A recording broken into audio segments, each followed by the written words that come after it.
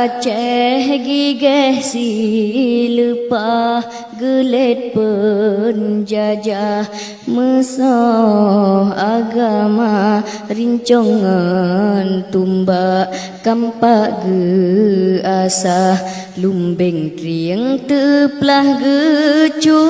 ke sudah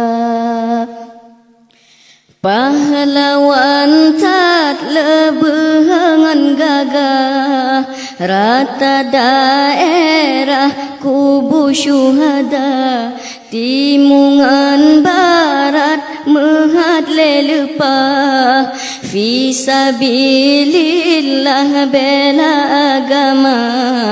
fisabilillah bela agama tungku syik ditira berhasil pah gelet penjajah sampoan tuha pidiangan Garut besot selawah sampai gelangkah uku teraja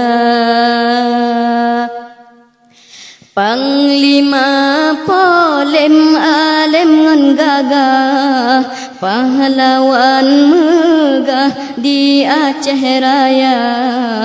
Tengku Hashim Pih berhasil pah lehanyan metua imum lung bata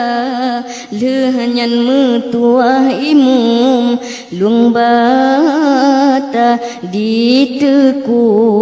Umar Jino alon pegah jet-jet daerah geprang Belanda hingga saboh jan gopnyan menyerah dudawa ge ubah lawan lom temacutnya adin yakin ngan siwa pantang menyerah ni ba Belanda dudawa ditemele sitrea jua kedeh dipinah Sumedang Jawa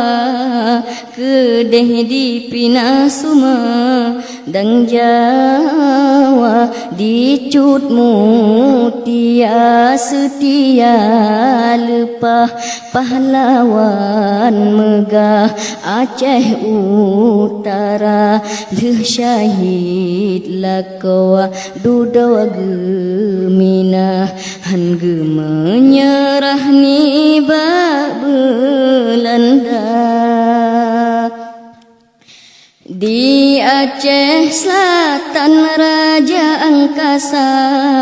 serta megah cut Ali muda nya Ali daya di lamno megah turut perintah bak perang Belanda turut perintah bak perang Belanda letat lom lain yakin silepah pahlawan megah Aceh mulia semangat suci fisabilillah kendak ba Allah nangra merdeka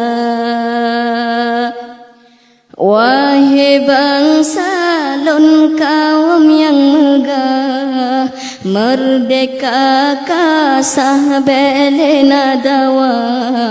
tak pegat nanggro sampo bercedah ingat sejarah pahlawan bangsa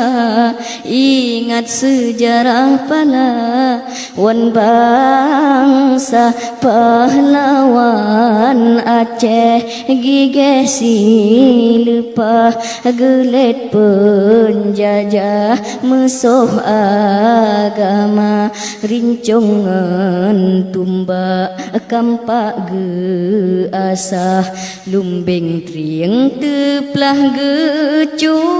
ke sudah